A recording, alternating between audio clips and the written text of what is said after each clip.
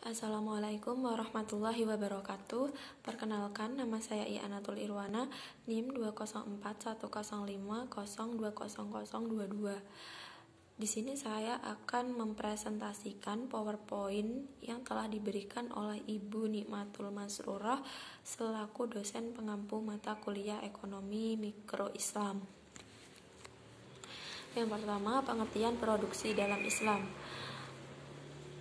Produksi dalam Islam yaitu kegiatan manusia untuk menghasilkan barang dan jasa yang kemudian dimanfaatkan oleh konsumen, namun harus sesuai dengan syariat, atau penyediaan barang dan jasa dengan memperhatikan nilai, keadilan, dan kemaslahatan bagi umat.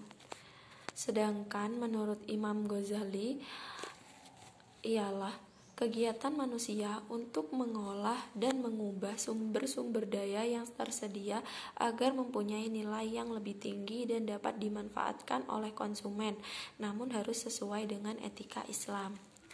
Kemudian yang kedua, ruang lingkup produksi.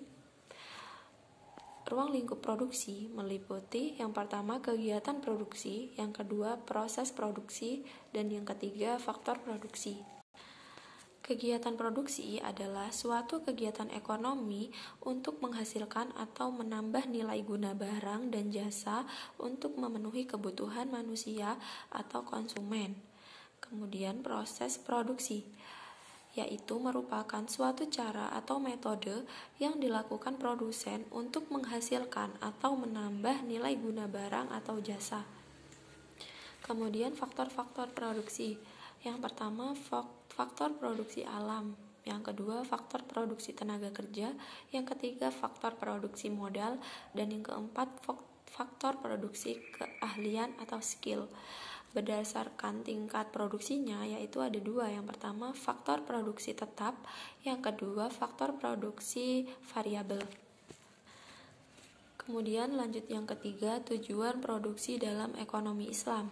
Tujuan seorang konsumen dalam mengkonsumsi barang dan jasa dalam perspektif ekonomi Islam adalah mencari maslahah maksimum dari produsen pun juga harus demikian. Dengan kata lain, tujuan kegiatan produksi adalah menyediakan barang dan jasa yang memberikan maslahah maksimum bagi konsumen. Secara lebih spesifik, tujuan kegiatan produksi adalah meningkatkan kemaslahatan yang bisa diwujudkan dalam berbagai bentuk, diantaranya yang pertama, pemenuhan kebutuhan manusia pada tingkat moderat. Yang kedua, menemukan kebutuhan masyarakat dan pemenuhannya. Yang ketiga, menyiapkan persediaan barang atau jasa di masa depan. Yang keempat, pemenuhan sarana bagi kegiatan sosial dan ibadah kepada Allah Subhanahu wa Ta'ala. Kemudian yang keempat, motivasi produsen dalam berproduksi. Produsen adalah seorang profit seeker sekaligus profit maximizer. Strategi, konsep, dan teknik berproduksi semuanya diarahkan untuk mencapai keuntungan maksimum. Motivasi produsen untuk memaksimumkan keuntungan seringkali merugikan pihak lain, sekaligus dirinya sendiri. Dalam pandangan ekonomi Islam, motivasi produsen semestinya sejalan dengan tujuan produksi dan tujuan kehidupan produsen itu sendiri. Kemudian lanjut keuntungan, kerja, dan tawakal. Pertama, keuntungan. Keuntungan merupakan konsekuensi dan aktivitas kerja produktif yang dilakukan seseorang, sementara keuntungan itu sendiri merupakan rezeki yang diberikan Allah kepada hambanya. Kemudian kerja merupakan salah satu cara yang halalan thayyiban untuk memperoleh harta dan hak milik yang sangat dibutuhkan untuk kehidupan. Kemudian tawakal. Ketawakalan kepada Allah seharusnya diwujudkan dalam kerja keras, sebab Allah tidak menurunkan rezekinya begitu saja. Kemudian kegiatan produksi pada masa Rasulullah SAW, di antaranya arsitektur perumahan, kemudian pekerjaan kedokteran, kemudian usaha penerjemahan buku, Kemudian perusahaan perkapalan, itu di antara kegiatan produksi pada masa Rasulullah SAW.